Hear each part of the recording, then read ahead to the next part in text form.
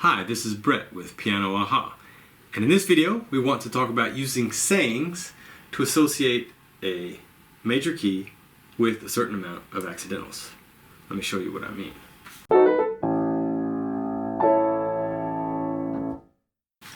So we have a saying here: Great Danes always eat before fetching.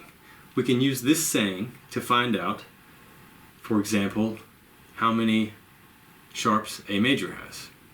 Great Danes always. So A major must have 3 sharps.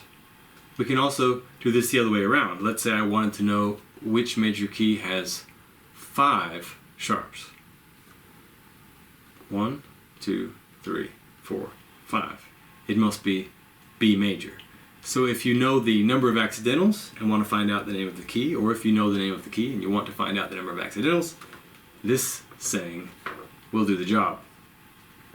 You just have to look at the first letter of each word, with one exception here where you also have to add a sharp.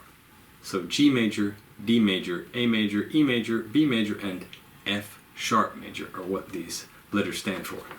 That's the saying for the sharp keys, and for the flat keys you can say this here: Frisky blue elephants and dancing giraffes. So this stands for F major, B flat major, E flat major, A flat major, D flat major, and G flat major. So let's say we wanted to know how many flats does B flat major have?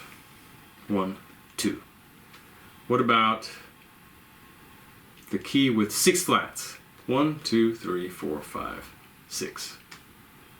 So it must be G flat major. So these sayings are very quick, and you don't have to understand a lot in order to use them. In fact, you don't even have to be able to play an instrument. You don't even have to know what music is in order to use these sayings. You just have to be able to memorize a phrase of about 6 words and to be able to count to 6. That's all. So these sayings require no understanding, but they also provide no understanding. That is, they give you no insight into why this might be true, that 3 sharps is the key of A major. So the following could happen. You might have forgotten a little bit of the saying, or you're not so sure, but you're pretty sure it might be Great Danes never eat before fetching. And then at some point you want to know the key with 3 sharps. What's the name of that? You say Great Danes never. N major? So that can't be, right? That's the problem with the sayings. If you forget a little bit of something, then you're lost, and there's no way out.